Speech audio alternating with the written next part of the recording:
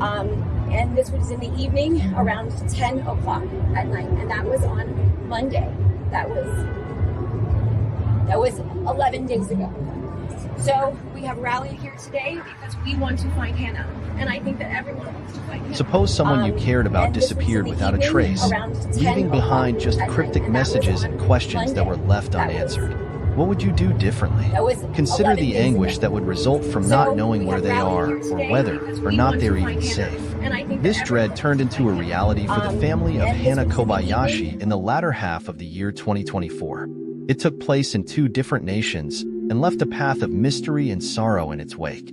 Development of the framework. On the other hand, Hannah Kobayashi was not the kind of person you would anticipate to vanish entirely. She was a great photographer from Maui, Hawaii, who had earned a reputation for capturing the beauty of her island home. She was 30 years old at the time. Her friends and acquaintances characterized her as vivacious and self-reliant, with a strong desire to communicate stories via the medium of photography. However, over the month of November in the year 2024, Hannah's life took a dramatic and unexpected turn that no one could have anticipated. Hannah checked in for a trip from Maui to Los Angeles on November 8th, which was the day that everything started. The last place she intended to go was New York City, where she intended to work on a personal photographic project. Or, at the very least, they thought that to be the case. Hannah was never able to take her connecting aircraft to New York, and the events that transpired in the days and weeks that followed would result in a frantic search, the anguish of a family, and media attention that would capture the whole country. The disappearance. Initially, nobody freaked out about it. There are 100 various reasons why a flight can be missed altogether. Then, however, the messages arrived. They were cryptic and disconnected communications that caused her loved ones to become immediately concerned. It was in one of her messages that she asserted that her identity had been taken. In another, she made a veiled reference to the fact that she had been deceived by someone she trusted. All of her loved ones and friends were perplexed. They did not know a lady who was grounded and confident, and these were not the words she said. Absolutely terrible things were going on. As the days stretched into weeks, all efforts to locate Hannah became more frantic. Later, surveillance video revealed that she had crossed the border between the United States and Mexico on foot on December 2nd. By oneself? I don't see why she would leave the nation without informing anybody. Who or what was she trying to escape from? All of her family members and the officials who were looking into her disappearance were plagued by these questions. Her family was left feeling powerless when the Los Angeles Police Department designated her as a voluntary missing person, a classification that left them feeling helpless. As a result of the absence of any proof of criminal activity, the resources available to law enforcement were restricted. It became more apparent that in order for Hannah to be located, it would need unwavering commitment from those who loved her the most. An emotional anguish for a father. Friends and relatives had described him as a kind and caring guy. Ryan had always expressed his involvement in his daughter's life. The type of parent who would proudly exhibit her images in their house, each one a testimonial to her ability and his delight in her, was the kind of father he was. However, Ryan's whole life was flipped upside down when Hannah decided to disappear. The guy who had always been a source of strength for other people found himself struggling with a pain that he was unable to alleviate. Ryan immersed himself into the hunt for her, since he was so intent on bringing her back home. In addition to coordinating with law police and reaching out to press outlets, he even used his own resources to pay for private investigators and travel costs. Every lead, regardless of how little it may have been, was chased with the kind of zeal that only a parent could summon. Ryan became a well-known figure in the media as he pleaded for the safe return of his daughter. It was difficult to overlook the quiet desperation that he expressed while he was being interviewed. On several occasions, he voiced his conviction that Hannah was there, somewhere in the world, waiting to be discovered. On the other hand, those who were close to Ryan were aware of the toll that the situation was having on them behind the scenes. It was difficult for him to eat, sleep, or concentrate on anything other than ensuring the safety of his daughter. The notion of being apart from her was an intolerable burden that he carried with him at all times. As weeks went by without any significant progress being made, Ryan's optimism started to wane. His friends made an effort to comfort him, but his sadness caused him to become more and more isolated. On November 24th, Ryan took the tragic choice to terminate his life. He made this decision close to Los Angeles International Airport, which was the last location it was verified that Hannah was being. It was not an accident that the place was chosen. Rather, it was a symbolic act that was a heartbreaking expression of his pain and feeling of powerlessness. Following the events that transpired, the Kobayashi family issued a statement that paid tribute to the love and commitment that Ryan had shown. Under the comment, it was said that he was the best father anyone could ask for. The manner in which his heart shattered is something that we can never fully comprehend, but we are certain that he is finally at peace. The deep emotional impact that cases involving missing persons have on families was brought to light by his passing. This is a ripple effect of pain that often goes unreported. The Kobayashi family has been left with an endless hole as a result of Ryan's loss.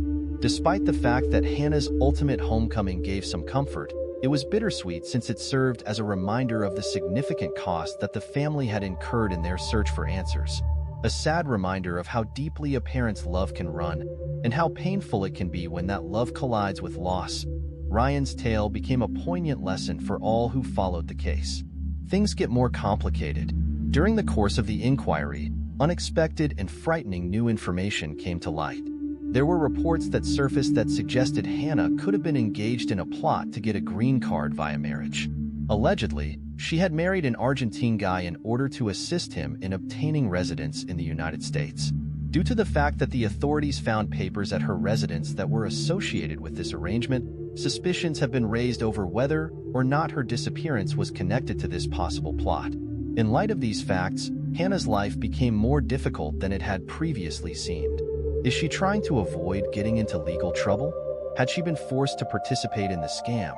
And then had she been intimidated or manipulated? Alternatively, was there something else totally going on? Something that was much more sinister? A sigh of relief at that moment. On December 15th, 2024, Hannah Kobayashi made her long-awaited return, and the word that she had done so quickly traveled throughout. Everyone who had been following the case breathed a collective sigh of relief when they learned the news. It was not simply a relief for her family. By going through a border crossing in California, Hannah had successfully returned to the United States after having entered into the country from Mexico. Her return to the country was neither a spectacular nor a well-coordinated effort by law enforcement.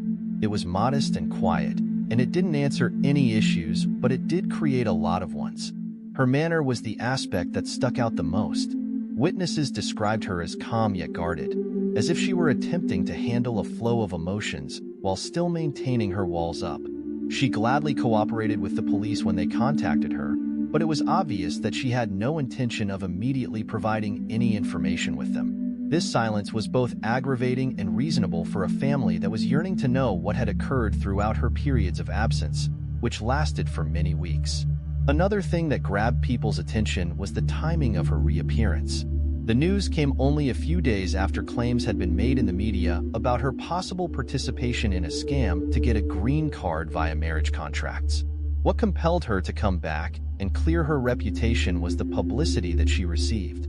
On the other hand, given that she had already made plans to return, was it really a coincidence? Up until this very moment, people who are close to her have not really understood the factors that led to her choices. The fact that her father, Ryan, was not there to share the joy of finding that she was still alive was a source of tension for her family.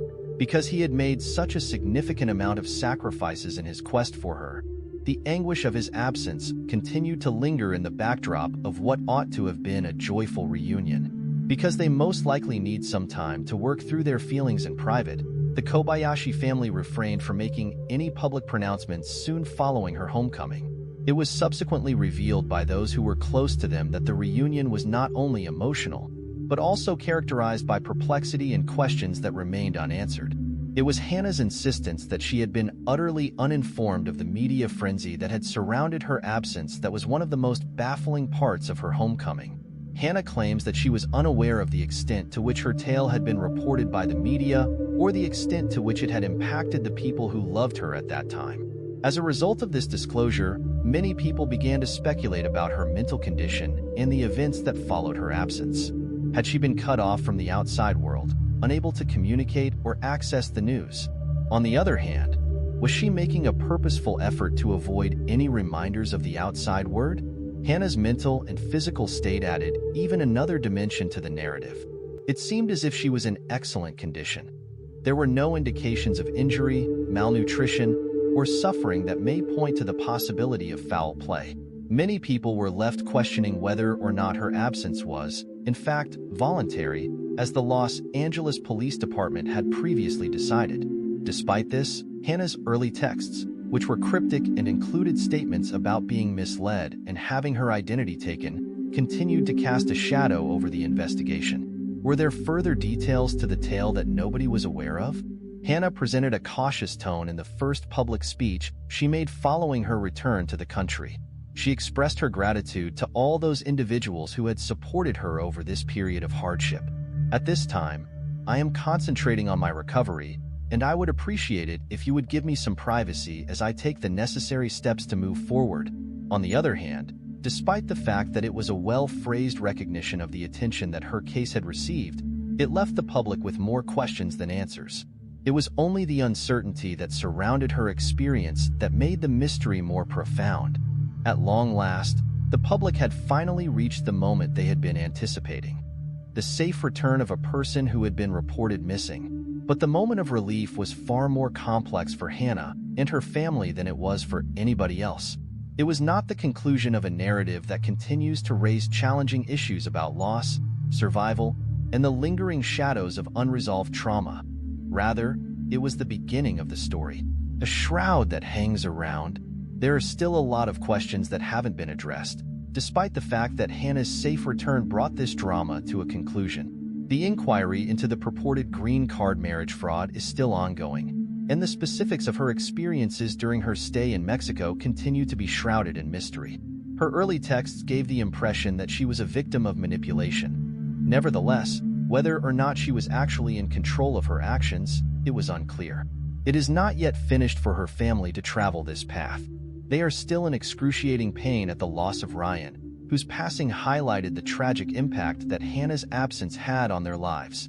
Hannah's experience serves as a sobering reminder to those who have been following the case that life may unravel in a very short amount of time, and that the answers we seek are not always as straightforward as we would wish they are on occasion. In conclusion, Hannah Kobayashi's situation is unique in that it combines elements of tragedy and tenacity, as well as mystery and healing. The narrative serves as a reminder of the fragility of the human experience, as well as the resilience that is required to rebuild after experiencing a loss that is beyond comprehension. What really took place over those weeks is still a mystery, and it's possible that it will stay thus forever. After that, I would want to thank you for watching, and I will see you again soon.